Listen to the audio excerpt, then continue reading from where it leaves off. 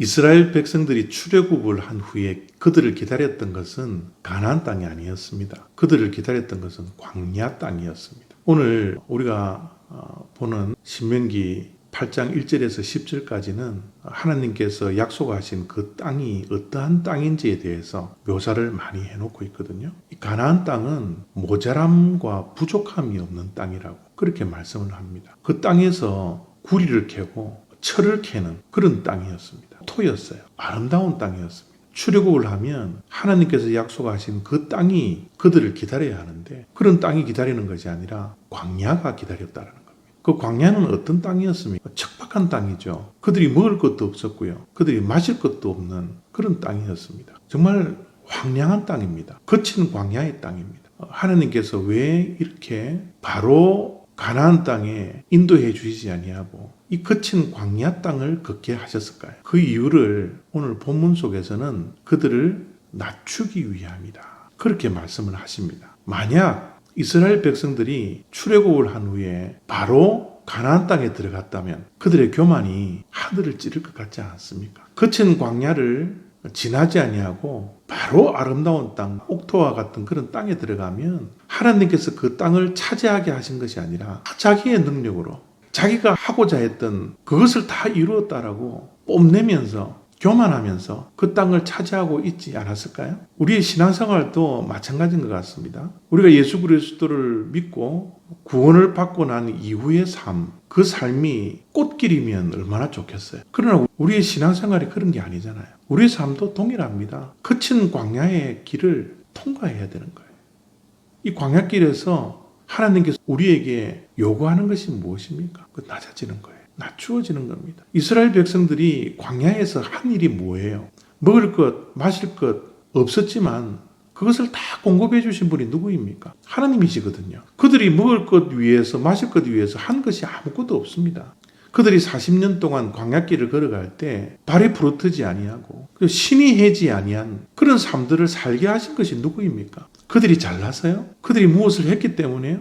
그렇지 않습니다. 모든 것을 하나님께서 공급해 주신 거예요.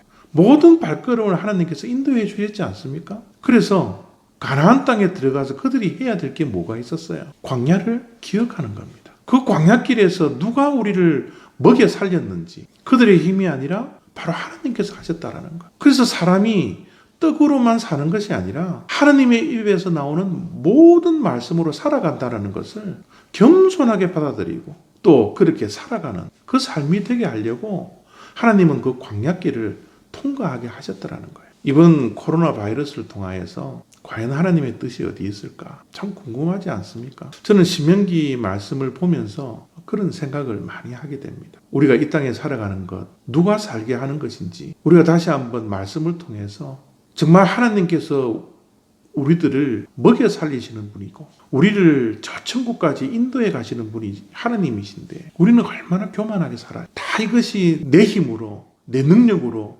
모든 것을 얻는 것 마냥 그렇게 교만하게 살아가는 우리들의 모습이 있지 않습니까? 사람이 떡으로만 사는 것이 아니라 하나님의 입에서 나오는 모든 말씀을 산다고 그랬습니다. 여러분 교통법규를 한번 생각해 보십시오. 교통법규는 모든 법규를 지켜내야 합니다. 그래야 우리가 살 수 있습니다.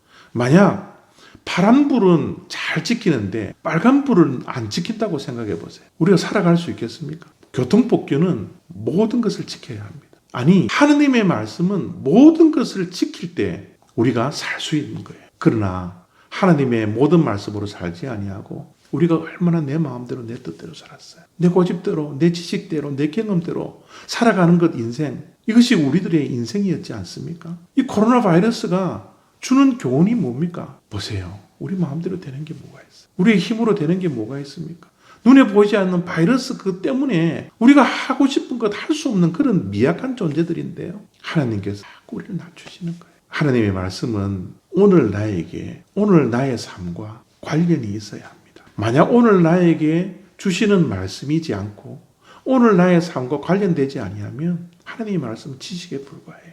오늘 하나님께서 나에게 주시고자 하시는 메시지가 무엇입니까? 회개입니다. 내 마음대로 살아왔던 이 인생, 하나님의 은혜를 깨닫고 감사하지 못했던 인생, 이 모든 것들을 겸손하게 내려놓고 내 자신을 낮추고 하나님 앞에서 무릎 꿇고 회개하라는 이 음성이 오늘 저와 여러분의 귓전에 들려지기를 원합니다. 오늘 또 하나님 앞에서 우리의 교만함을 내려놓고 회개하며 기도하며 하나님께 나아갈 수 있는 그런 복된 하루 다 되시기를 바랍니다. 감사합니다.